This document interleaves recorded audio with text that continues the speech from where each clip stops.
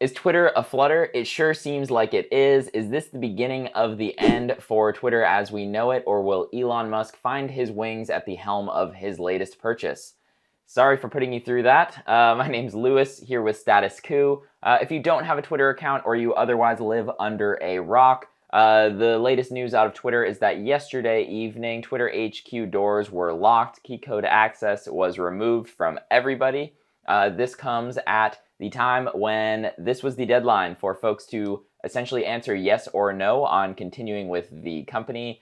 Colin, we can pull up the article from CNN. Elon Musk gives ultimatum to Twitter employees: do, quote, extremely hardcore work or get out. Twitter's new owner Elon Musk has given employees until Thursday evening to commit to extremely hardcore work or else leave the company, according to a copy of a late-night internal email sent by the billionaire and obtained by CNN. Going forward, to build a breakthrough 2.0, Twitter 2.0, and succeed in an increasingly competitive world, we will need to be extremely hardcore, Musk wrote in his memo. This will mean long work hours at high intensity. Only exceptional performance will constitute a passing grade, Musk says. In the memo, Musk goes on to outline how Twitter will be, quote, much more engineering driven, and then gives staff an ultimatum. Quote, if you are sure that you want to be part of the new Twitter, please click yes on the link below. Directing staff to what appears to be an online form, Musk said that any employee who has not done so by 5 p.m. Eastern Time on Thursday will receive 3 months severance. So from my understanding, this was essentially a poll. Click yes if you want to keep your job. Click no if you want to take your 3 month severance and be done, or not respond, and we assume that your answer is no.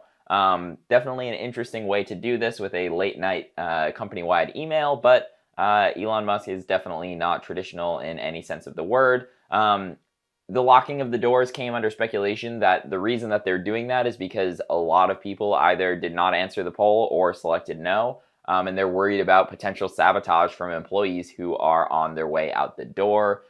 This also comes right after Twitter has already gotten rid of roughly half of its staff in the month of November alone. Colin, we can pull up that second CNN article.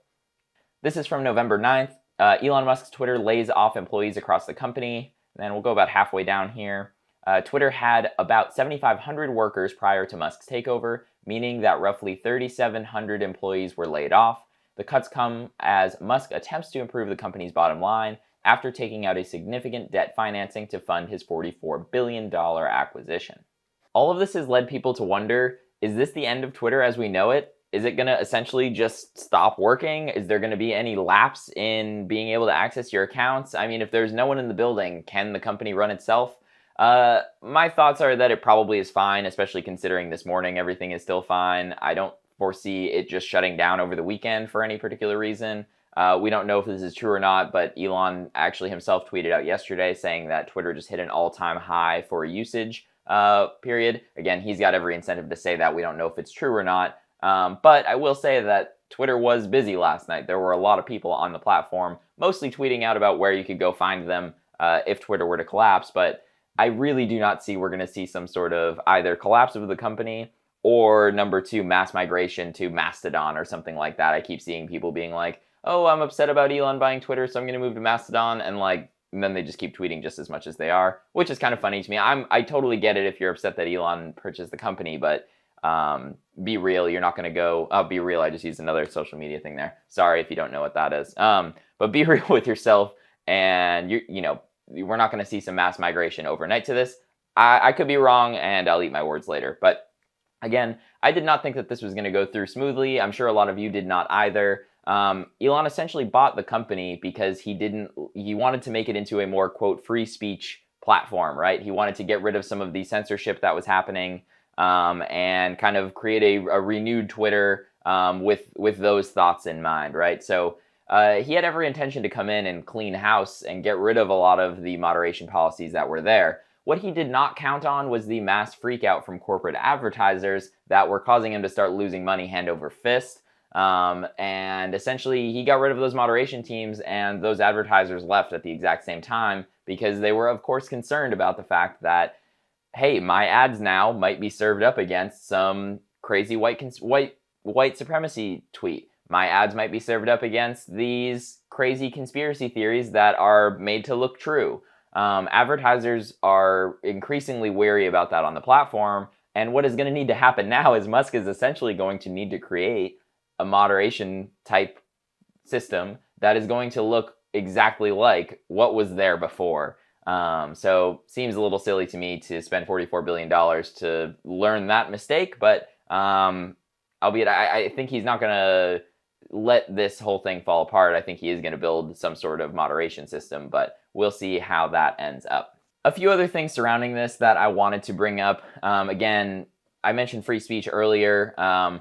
A couple specific employees had been let go over folks openly criticizing Elon, whether it be on Twitter or even on Twitter Slack channels and things like that. To me, that's a little petty. I will say, like, he's got, if in a position that I was in, I criticized my boss openly and publicly at any of my previous jobs, I think I at the least would have been reprimanded, if not fired. There's one thing to like bring up a criticism with your HR department or to like speak with them personally directly, but the open criticism, I can understand why you would get fired for something like that. But if you're going to be a free speech warrior, quotes, free speech warrior, you should open this sort of discourse, right?